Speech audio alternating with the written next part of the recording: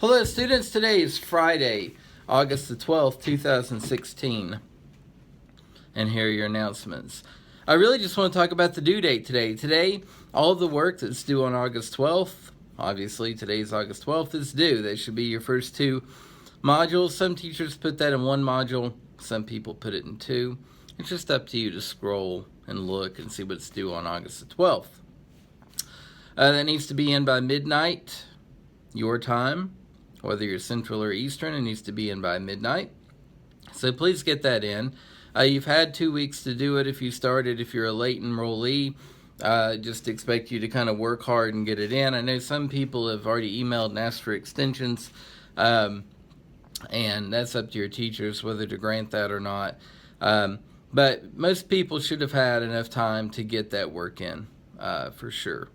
Also, I want you to kind of assess, because I did have a few people who know that procrastinating is a bad idea, and they did it anyway. So just kind of reassess how you did things, and make sure that,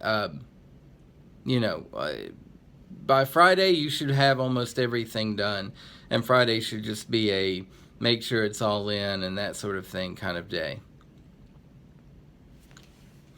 So I brought my friend, the Tops Wolf. This is our mascot. Not this in particular, because this is a hairless wolf. And while, I love all animals, all creatures, all living things, I really just have some sort of bias against a hairless kind of pet. If you have a hairless pet, I'm sorry. I don't hate your pet. I just don't want to pet it or touch it or look at it or know that it exists. I just don't like hairless animals. I don't know why. Now, I have friends who are bald, and I'm okay with them, and I don't have a problem with them. But if they had a cat that was bald, I just wouldn't, like I said, I wouldn't want to touch it, wouldn't want to look at it, wouldn't want to know it exists.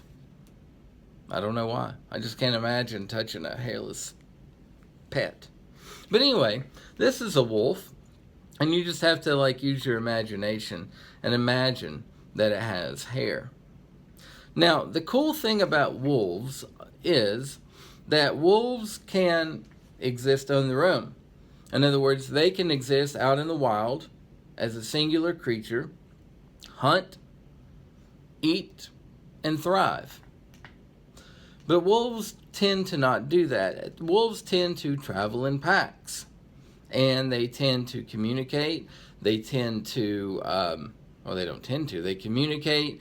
They help one another.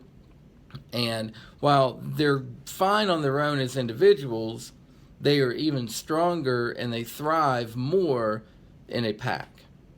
And those packs can grow really large. And it's not like horses.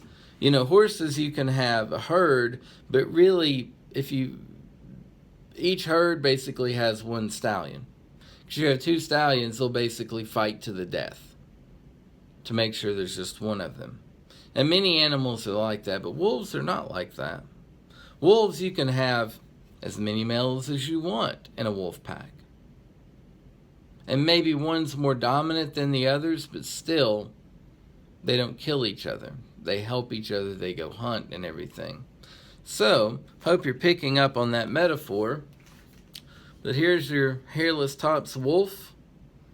And I'm using it as a prop today. So, see? Oh, God. No. But I hope that you're like that you're able to thrive independently, but you also realize that you're part of a pack that will help you and help you thrive even more within a group than you would on your own. It's your thought for the day.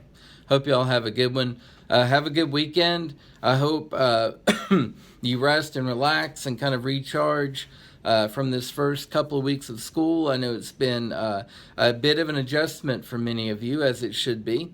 And certainly it's been an adjustment for us after, summer that seemed very short.